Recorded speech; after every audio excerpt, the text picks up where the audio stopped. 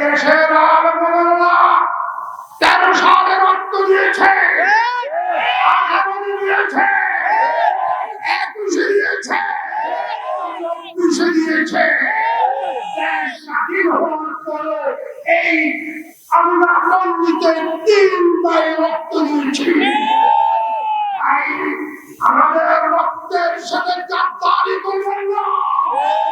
তাদের জামিন যদি বাতিল না করেন, অন্যথায় কোন কঠিন কর্মসূচি যদি ওলামায়ে কেরাম হাতে নেয়, এর যদি কোন পরিস্থিতি সৃষ্টি হয়, এর দায়িত্ব ইউনূস সাহেব আপনাকে নিতে হবে।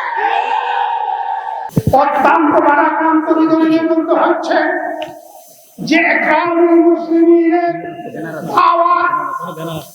দাওয়াত ও তাবলীগের মাধ্যমে আমরা দিই ওই স্যার সাহেবের গুরু আমাদের দেশের এই সন্ত্রাসী বাহিনীরা বিগত 18 ডিসেম্বর দিবাগত রাত্রে ইকরামুল মুসলিমের স্লোগান দিয়ে তারা আমাদের ঘুমন্ত তাহাজ্জুদরত উলামায়ে কেরাম এবং মুসল্লিদের উপরে সন্ত্রাসী হামলা করেছে। এইটা কি ইকরামুল মুসলিমিন? আমি জিজ্ঞাসা করতে চাই ওই ইঞ্জিনিয়ার সাহেবকে, আপনি ওয়াসিম সাহেব, আপনি ইঞ্জিনিয়ার, আপনি আলেম নন, তাবলীগ করবে আলেম।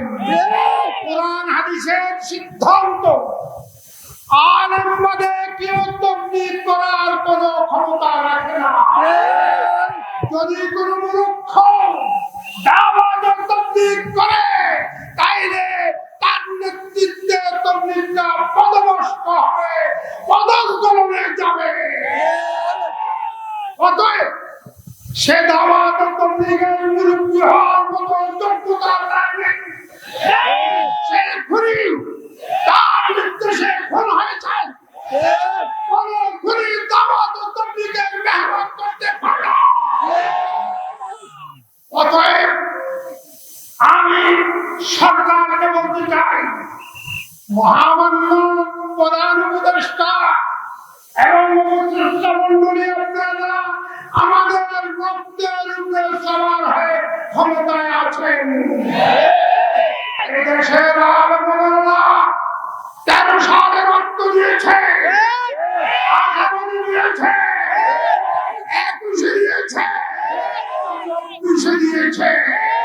দেশ স্বাধীন হওয়ার পরে এই আমরা পন্ডিতে 3 বার রক্ত দিয়েছি। আমাদের রক্তের সাথে গাদ্দারি করবেন না। বৈষম্য দূর করার জন্য এসেছেন। তাবলীগের মধ্যে ঘুরিবার করে বৈষম্য, তাবলীগ কোন ভাগ নেই, তাবলীগ একটাই একটাই একটাই।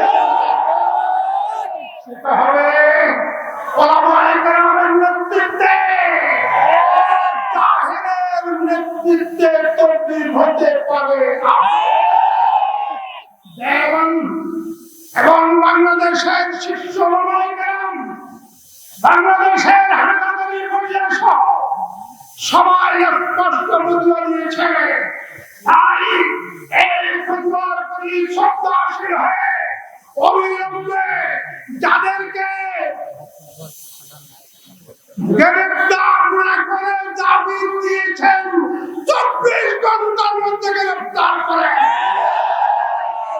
অন্যথায় তাদের জামিন যদি বাতিল না করেন, অন্যথায় কোন কঠিন কর্মসূচি যদি উলামায়ে কেরাম হাতে নেয়, এর যদি কোন পরিস্থিতি সৃষ্টি হয়, এর দায়িত্ব ইউনূস সাহেব আপনাকে নিতে হবে।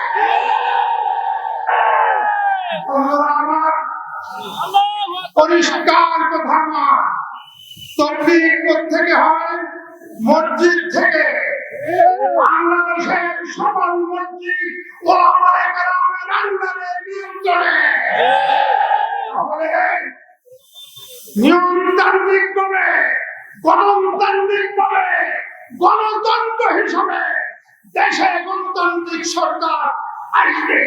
যারা নির্বাচনে বেশি আসন পাবে তারা সরকার গঠন করবে, তারা দেশ চালাবে। আমাদের দেশে মসজিদগুলো আমাদের হাতে।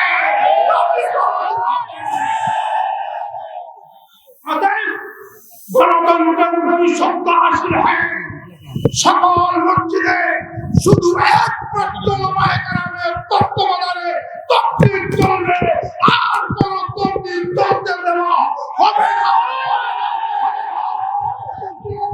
এই দেশে হিন্দু, বৌদ্ধ, খ্রিস্টান তারা আছে, তাদের অনিসলামিক, তাদের ধর্মীয় অনুশাসন মোতাবেক তারা চলে। কিন্তু কাদিয়ানি গোলাম মোহাম্মদ কাদিয়ানি তারাও মুসলমান। তারা মুসলমান নাম ধারণ করে এই দেশে কোনো কাজ করতে পারবে না। এই সাদিয়ানিয়া, সাতপন্থীরা, এই পদভ্রষ্ট, এই গুমরাহদল এই দেশে তাবলীগের নামে কোন কর্মকাণ্ড কোন মসজিদে করতে দেওয়া হবে না।